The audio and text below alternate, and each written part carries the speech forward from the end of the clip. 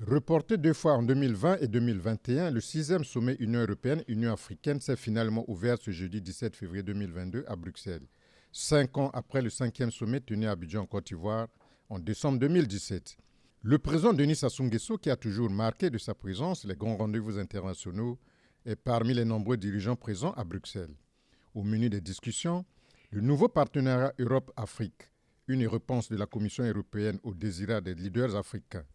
Car, loin d'un sommet articulé en une succession de déclarations comme ce fut le cas pour les précédentes rencontres, le 6e sommet Union européenne-Union africaine s'articule sous une forme de table ronde, 7 au total regroupant chacune 20 chefs d'État. Chronométrées en 2 heures chacune, ces tables rondes sont coprésidées par les chefs d'État des 2 organisations continentales. À Bruxelles, l'Europe souhaite donc accompagner la relance économique des pays africains après la crise liée à la pandémie de la Covid-19. Ainsi, les chefs d'État européens et africains feront le point sur les efforts et besoins sanitaires de l'Afrique. Les assises de Bruxelles sont aussi ce cadre d'échange sur les modalités de financement de la sécurité par l'Afrique, à travers la formation, l'équipement ou en soutien direct des forces africaines.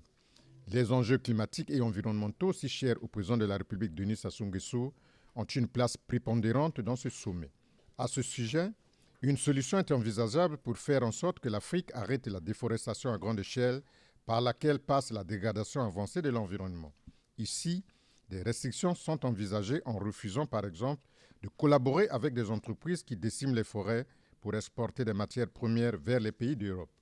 L'objectif étant de mettre en œuvre des initiatives visant à réduire l'empreinte carbone en Afrique pour les 30 prochaines années.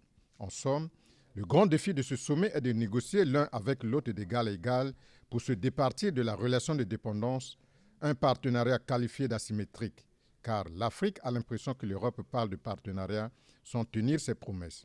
Après la cérémonie d'ouverture, les 2 parties ainsi que les partenaires vont élargir leur entretien autour d'un dîner. Et avant la cérémonie de clôture du vendredi 18 février, il se tiendra des rencontres bilatérales précédées de la 2e session des tables rondes thématiques.